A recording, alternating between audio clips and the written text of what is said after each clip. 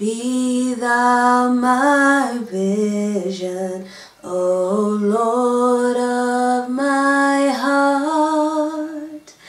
Naught be all else to me save that thou art.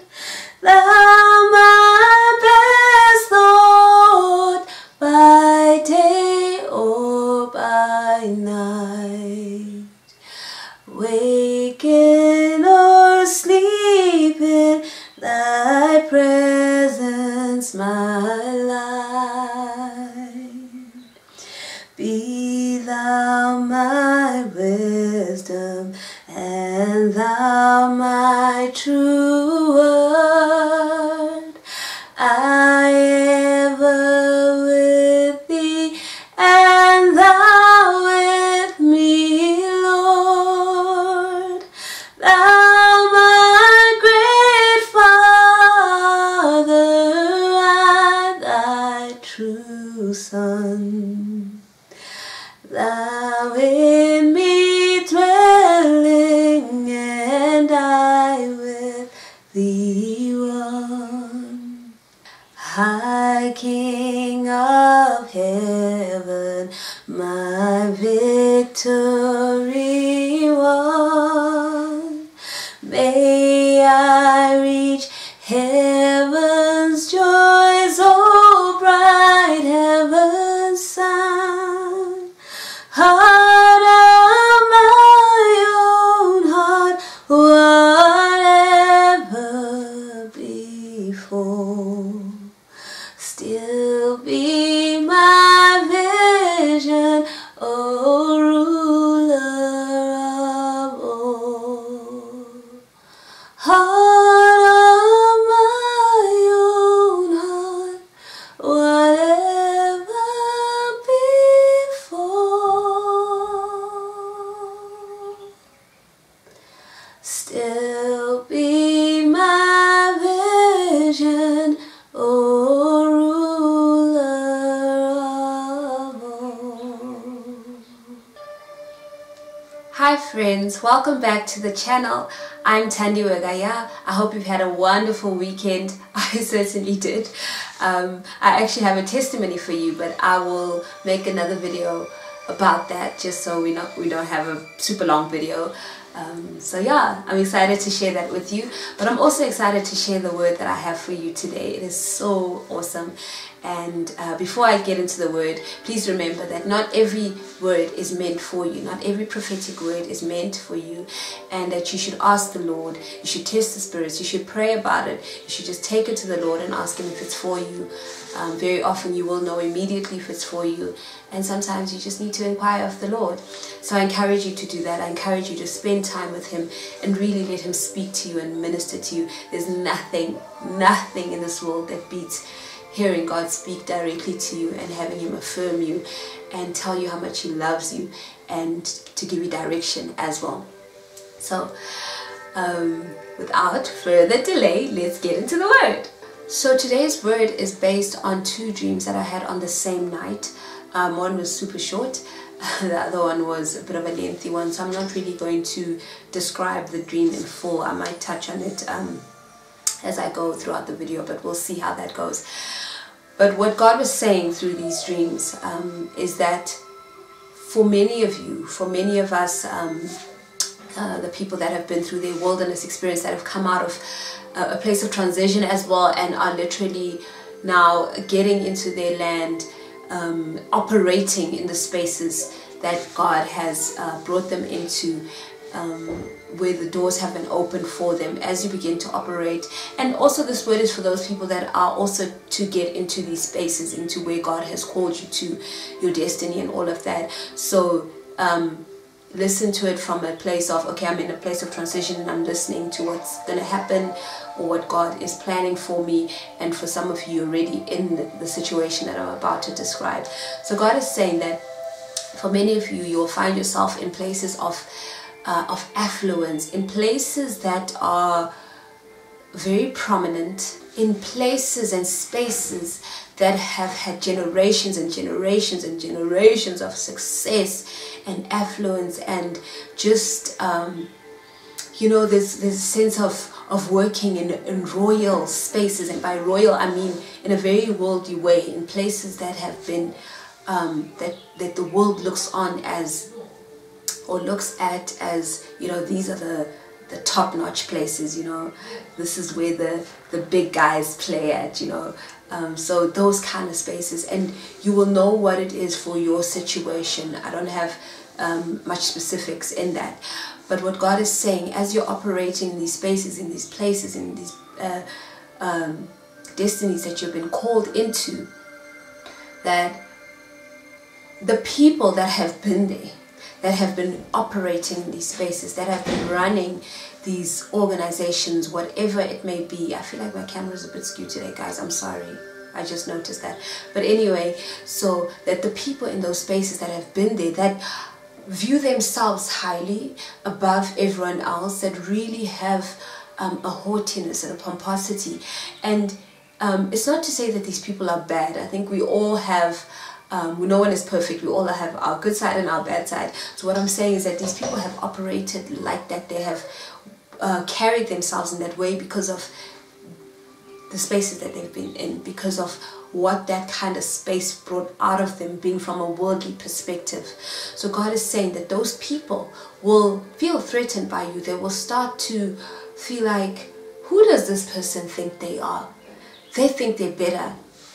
They think that they have arrived or whatever. So they will start to feel threatened by you. And God was showing me how they will even ask you, like, why do you do this and not do that? Why do you act in such a way and not in this way? Who do you think you are? For them, they're really trying to understand you. It's not that they're trying to pull you down and be like, how dare you come here and be who you are? I'm going to pull you down. They are threatened. They don't understand it. Yeah, that's a big one. They don't understand this thing that you're about. They don't understand why you operate in such peace and humility and joy, and you just flow through life comfortable in your own skin, in your identity in Christ. They don't get it. They don't understand it. So they will ask you. They'll say, what is this? What is this about? Why don't you do this? Everyone else is doing that. Why don't you do it? So they're trying to understand. They're trying to be on top of the game. They're trying to stay at the top. They're trying to make sure that they get everything, because they're so used to understanding everything. They're so used to being so intellectual and, oh, I know everything there is to know about everything in this space. And you come there with this different energy. You come there with peace, with joy, with humility. They don't understand your humility. They don't understand any of it. So God is saying that these are the kind of things that will start to happen to you, and not to even worry about these people. They just are trying to understand. They're not even trying to pull you down. If anything, God was showing me in the dream how they will even take your suggestions, because there's something there. There's something about you that works, that's right,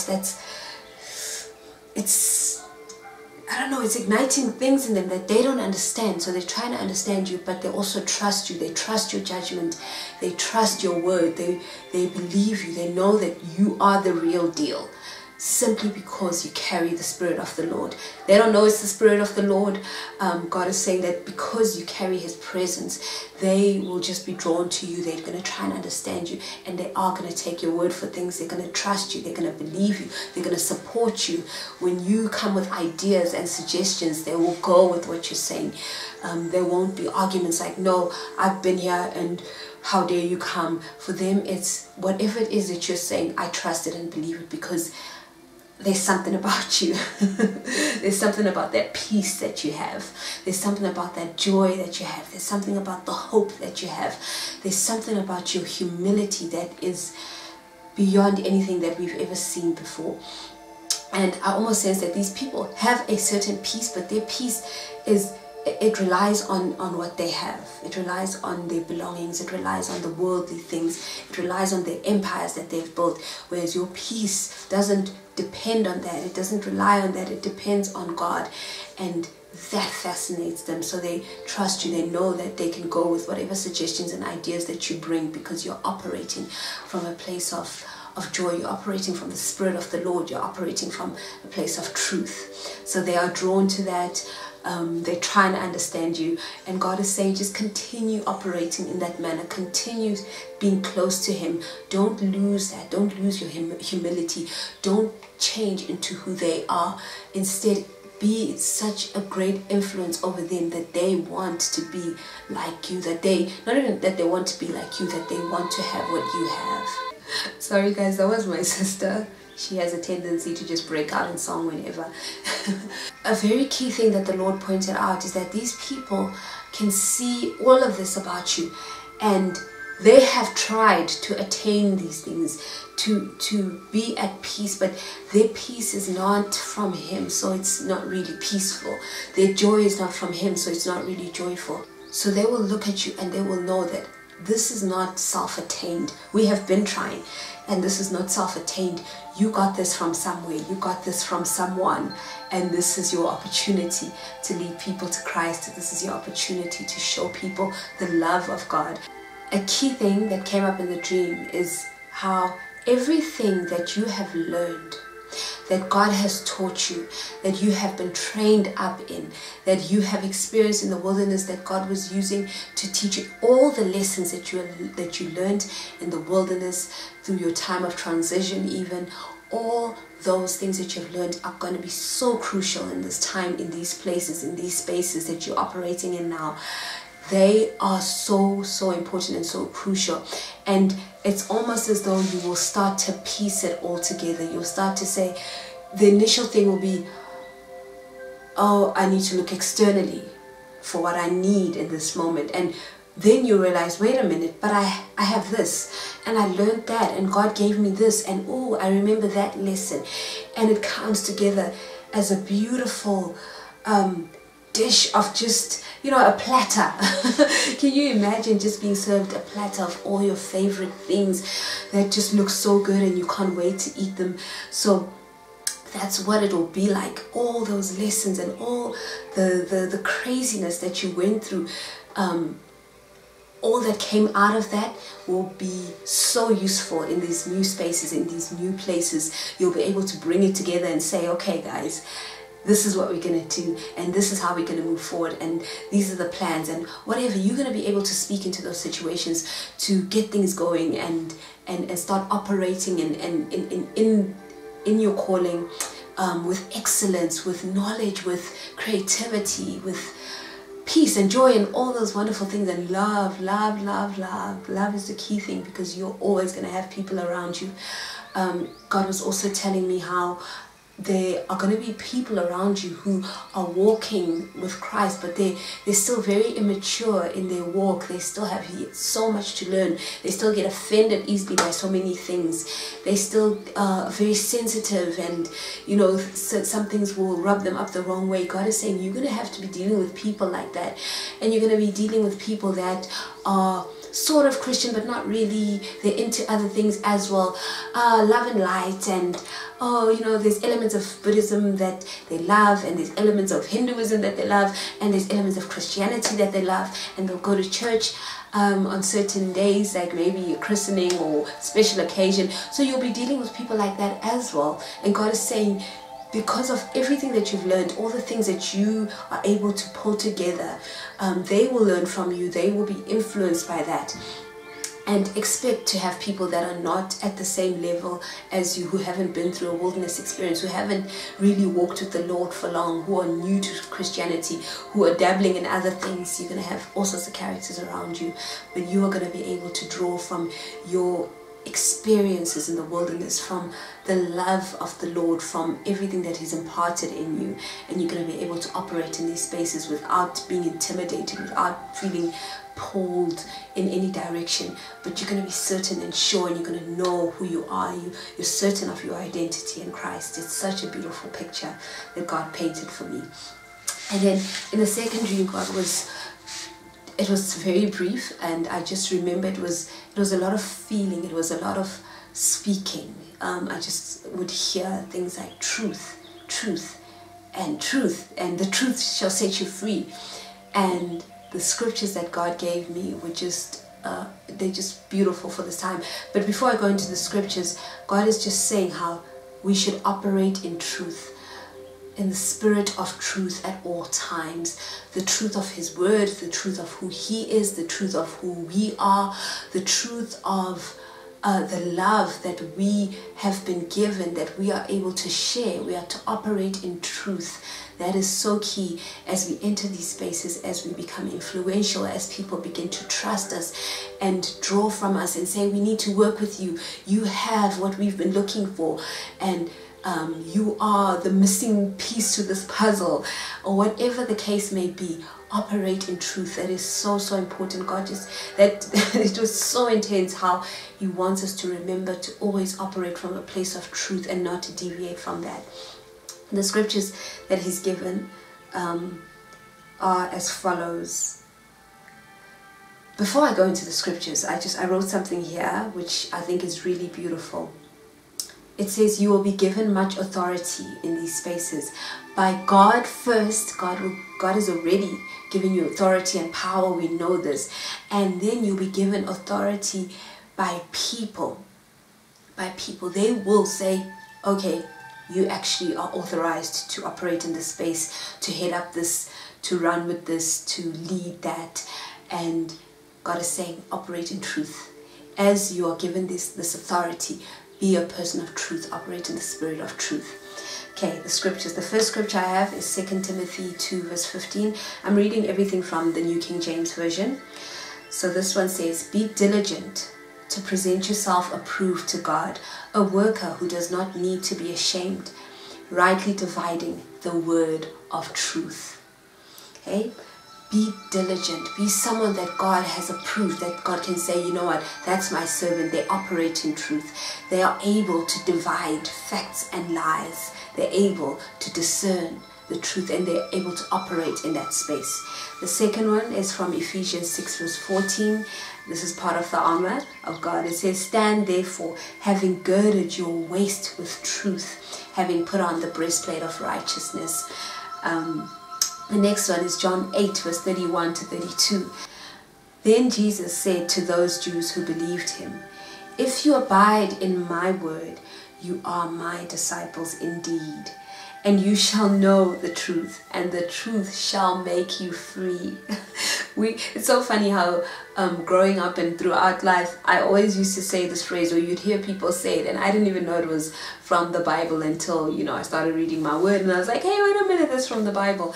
Actually, a lot of scripture I find, a lot of sayings I find are scriptures from the Bible. How cool is that? So yeah, the truth shall set you free. And this is such a beautiful picture, because if you operate from a place of deceit and dishonesty, and you're not operating in the spirit of truth, it's almost as though you now can't be free, because you know, you now have to remember, what did you say there? And maybe someone catches you in a lie. You know, this is a very basic example that I'm giving, but there's no freedom. But when you operate in truth, you're free. You just operate. You just go ahead and just be, because you're operating from a spirit of truth. And then the last verse that I have is 1 John 3 verse 18, and it says, my little children, let us not love in word or in tongue, but in deed and in truth. Let's love in deed and in truth. Let's do the things that the Lord is calling us to do. Let's do what the word says we must do. To love, to be joyful, to rejoice, to praise the Lord, to give thanks, to disciple our friends, our family, our brothers, our sisters, everyone who God is placing in our lives, to fulfill the great mandate, the great commission, to just operate in truth, to be slow to speak, slow to anger, quick to hear, to be wise and not foolish, God's wisdom, that is, to be discerning, to be in deep, intimate relationship with the Lord, to just do the things that God tells us to do. We know that Jesus came to save us, and we are saved by grace, and the good deeds that we do are so that people can be drawn to Christ, so that people may feel the love that you're giving through the good deeds that you do. It's all about love at the end of the day. So guys, that is the word that I have for you. I'm excited for you as you're operating in these, you know, spaces that have just been established, you know, many years ago, established you know, the setting was, you know, places that have been there for generations, spaces that have been there for generations, industries, opportunities that have been there for a long time, that are affluent, that are successful, that are really the big spaces in the world. And the fact that you're going to be operating in those spaces, having influence, people trusting you, people wanting your opinion and your suggestions, is just mind-blowing. That's just how epic our God is. So friends, I pray that this word has blessed you, and yeah, look out for my testimony that I'm going to share with you guys. I had such an intense weekend. It was absolutely amazing, and I do want to share that with you, because you know, it's one thing to bring out the prophetic words, and it also is just like, it's almost like it comes full circle when, you know, the testimonies start to come out, and I already see that stuff is happening, because a lot of you are telling me about, oh my goodness, that word that you released the other day, it's happening, and all that. So it's so encouraging to read your testimonies and to receive your emails and to read your comments. So I also want to share my testimony with you guys as well. And yes guys, thank you for the emails. I am receiving them, I'm reading each one, I'm praying over you. Just know that I am praying over you, and that the Lord loves you so much. He's a good father, He loves you, and you are so special to Him. There's no shadow